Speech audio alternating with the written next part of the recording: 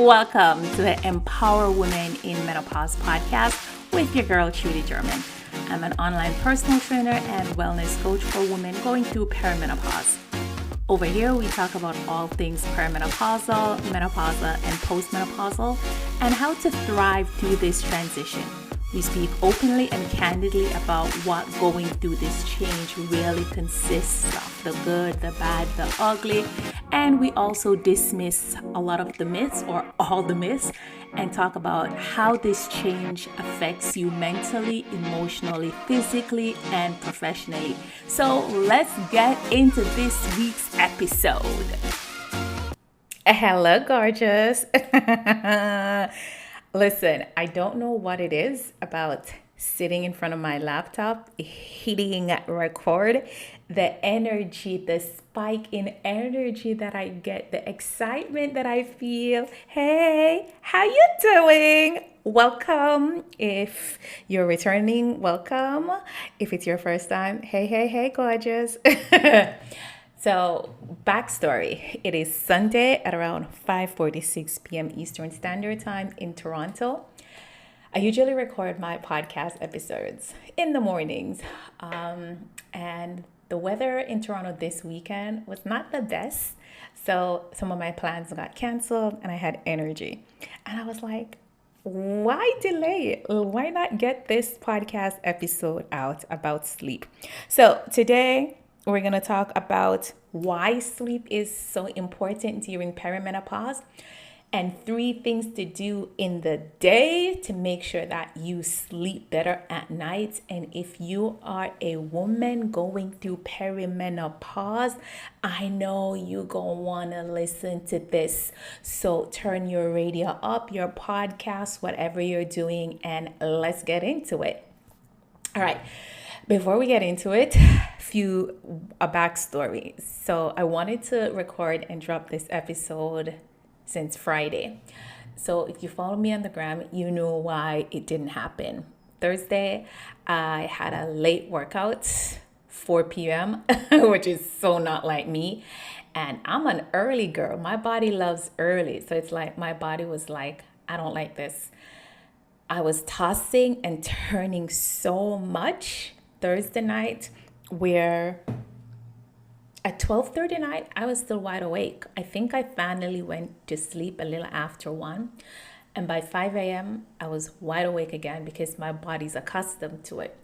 And I'm like, look at Murphy's Law. I'm going to record an episode talking about sleep, the importance of sleep. And the night before, I couldn't get any sleep. Go figure, right? So I was like, okay, I'm still going to record this podcast episode. Recorded it. Girl, when I was listening to the playback, I was like, there's no way I can put this out publicly. I sounded inebriated. My energy was so low and I was like, there's no way I would listen to me. So there's no way I'm going to drop it. So scrap that. And here we go. One more thing before we jump into that.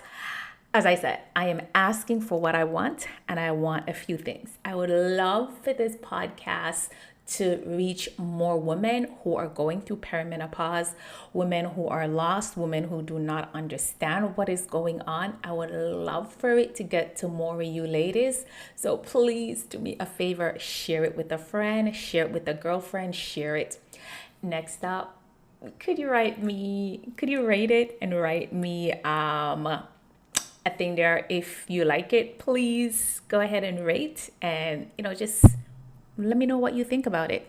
Those things will definitely help to get the podcast episode out to more people. Enough of the housekeeping. Let's give you what you came for.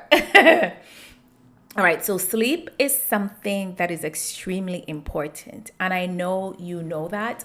It's so funny. When we were in our 20s, we didn't need much sleep. My girlfriends and I, we talk about how we were even in our teens, early 20s. We saw sleep as an hindrance. It was interfering with us. We talk about how we would go to college or university, we'd be at classes in the day, go to our part-time job, leave from there, go to party, come home the next morning just in time to shower and change.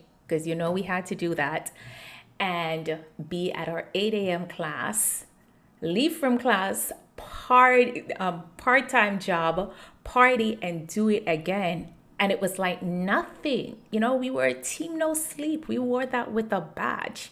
Then we got older and we're like, yeah, we kind of sort of need sleep. And now here we are in our 40s and we're like, baby, we are not playing with our sleep.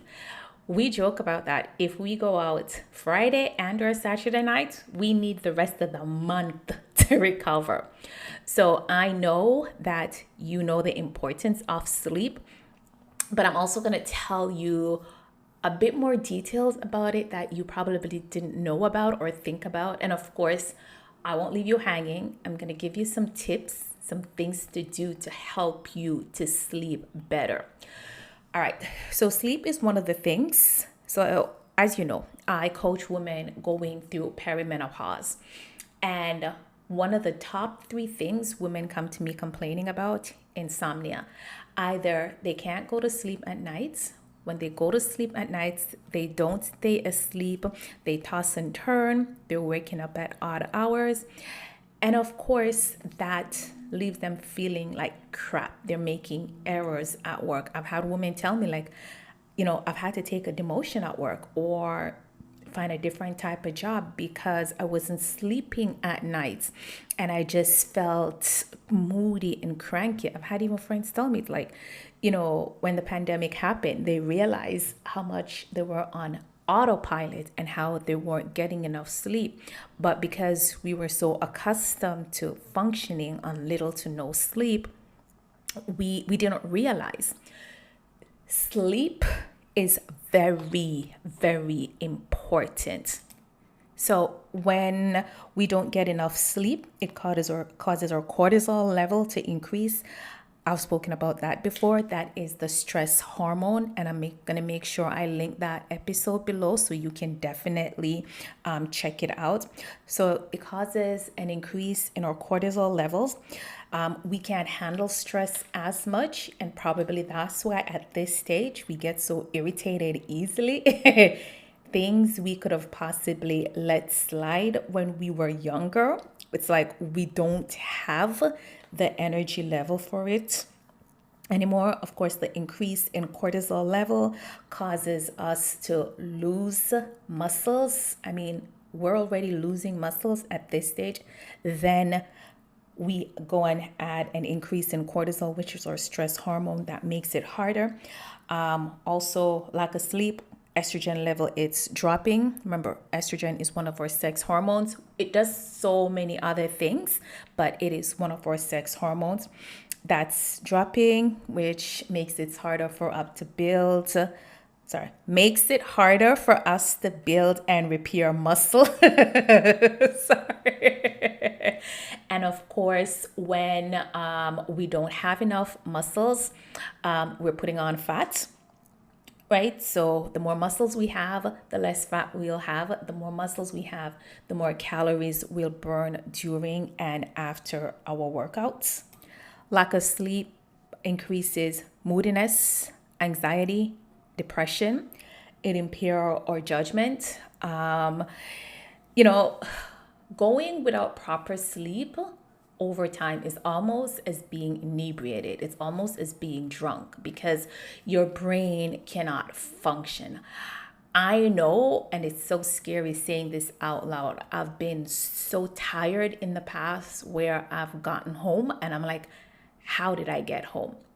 And I remember even one time going through a red light because I was so exhausted and I didn't realize. And that is so scary to say. It's like putting my life and other people's life at risk because of lack of sleep. And it wasn't like, I purposely wasn't sleeping. It was just that I could not sleep. I remember I went to a phase a few years ago, and even the beginning of the year, I did talk about that episode, I think in episode 24, 25, I'll also link that, where I was not sleeping. So you're not getting enough sleep. You still have to life. You still have to work. You still have to do what's expected of you. And some of that includes driving. Like those things are so scary and we don't think about it. I remember there was a point when I wasn't getting enough sleep, and I would literally dread bedtime because I'm like, I'm gonna be there tossing and turning. Like I would literally be crying and asking God, please let me sleep through the night. Let me sleep. Let me get up feeling refreshed. And as I mentioned before, one of the top three things women come to me complaining about is this lack of sleep, not getting good quality sleep. And honestly, when we work together, within a few weeks, women who were sleeping maybe 2 hours a night are up to like 5 hours, 6 hours, seven. I've even had a woman let me know, listen, girl, I'm sleeping too much. What's 9 hours? Even my husband is looking at me like, what? Right? So it is something that can be corrected, but we have to know what to do. So other things lack of sleep can do, it can lead to diabetes, it can lead to high blood pressure, it can lead to dementia and Alzheimer's. It can also lead to hormonal imbalance, right? So these are other things that you need sleep for. And of course, lack of sleep can cause you to gain fat, especially around your midsection, and visceral fat around your midsection also increases your risk of other issues like stroke, heart attack, stuff like that. So the ricochet effect it has, right? Lack of sleep can also weaken your immune system. So if you're consistently going without sleep and you're getting sick, that's part of it, because when you sleep, you're repairing your cells. If your cells aren't being repaired, then your chances of getting sick have increased. When you do get sick, it takes longer. Sleep also is also important to your skin. During your sleep, this is when collagen is repaired, which is of course responsible for your skin looking soft and tight and supple. It's responsible for the increase of bone density. And the next thing it's important for, it influences the production of melatonin, which influences human growth hormone, which is used to help you burn fat. See, it's important for so many things except the belly fat. So when we sleep, when you're getting not just sleep, but good quality sleep over time on a regular basis, it helps to increase blood flow to your brain. So if you notice, when you don't get enough sleep, you literally experience brain fog. We're like, oh, we're getting older, it's taking us longer to process things. Is it it's taking us longer to process things, or are we taking longer to process things because we're not getting enough sleep, right? So bad decisions are made because we may also be lacking sleep because our brain isn't getting enough blood flow, so that's blocking it, right? So some of the things that you can do in the day to help you sleep better at night. One, you want to hydrate. And yes, hydrating may have you going to the washroom more. And when I say hydrate in the day, I mean drink enough water throughout the day. Don't go all day without water. Then an hour or two before bed, you're gulping water. Oh, I didn't drink enough water throughout the day. I want to drink 3 liters, so I'm going to drink it in the next 2 hours. No, because what's going to happen, you're going to pee all of that out, and then you're still not going to get enough sleep because you're going to be spending the night. You feel unhappy. You don't feel like yourself again. Nothing fits. And it just seems like the pounds, the inches are just piling on your waist no matter what you do. It doesn't matter how much you eat, how much you work out, no matter what you do. You just can't shake the weight around your waist. Well, guess what? I can help you with that, baby. I know how you feel. I know you feel tired. You are consistently moody. You don't feel like yourself again. You want to feel vivacious. You want to feel sexy. You want to feel confident. You want to feel happy. You want everything to fit. I know you do, right? Well, I can help you with that. Click the link below and come on over to join my 12-week program. Thrive, transform, and glow through perimenopause with Trudie. I promise you, you won't regret it. It is a 12-week program guaranteed to have you feeling amazing, guaranteed to have you losing the belly fat. And of course, in the process, of getting you to lose the belly fat, you are going to eliminate a lot of perimenopausal symptoms like hot flashes, night sweats, moodiness, insomnia. Hello, come on over, baby. Don't suffer no more. Let me help you. Going to the bathroom. All right. Now, if you're also women who experience hot flashes throughout the day or night sweats, night flashes, night sweats at night, what's going to happen is you want to make sure you are keeping your core body temperature cool. Because think about it. When you're experiencing night sweats, you're sweating. So now your body temperature is hot. You got to make sure you cool it down, right? And if you're dehydrated, you're going to sweat more. You're going to lose more water. So the cycle continues. So you definitely want to make sure you are sipping your water throughout the day. One of the things that I love to tell my clients with, and I have it right now, is walk with a bottle of water, right? Out of sight, out of mind. That's the reality. If we don't see it, we're going to forget about it. So if you work at home, keep a glass of water close by. Wherever you're going, have a jug of water that you can sip throughout the day. Next thing that you definitely want to make sure that you're doing, you want to make sure that you're eating enough throughout the day. I know you think, okay, you're sleeping, you don't need energy. When you sleep, you are using energy because you're using energy for your brain for it to clean out everything from the day before and get you ready for the next day. You are using energy for digestion. And if you're not eating enough throughout the day, and I did mention when you don't get enough calories in another episode, I can't remember which one, but I'll make sure we link it below, where it is going to affect your sleep at night.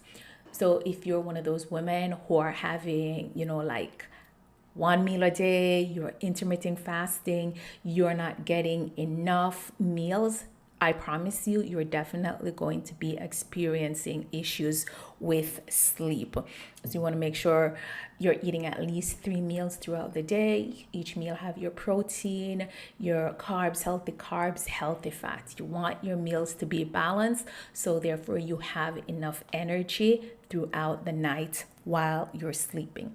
Next thing you definitely want to make sure that you're doing, you have some sort of activity that helps to tire you out in the evening. Now, at the beginning, I did say that working out gives, did I say that? Or I was thinking it. But for me, working out gives me energy. I'm not one of those people where I work out and I'm exhausted. It gives me energy. That's part of the reason I work out early in the morning, so I can have energy for my day. That's why whenever I work out at 4 p.m., whenever I swerve out of my lane and work out in the evenings, I experience difficulties sleeping because it gives me energy. So if you're one of those women who, get energy from working out, you want to work out earlier in the day. You don't want to work out in the evening. And then, I am not editing this. I'm being honest. You're going to get it today. Okay, so another thing that physical activity, whether it is working out, walking, swimming, yoga, Pilates, because I know the Black girlies are loving Pilates lately.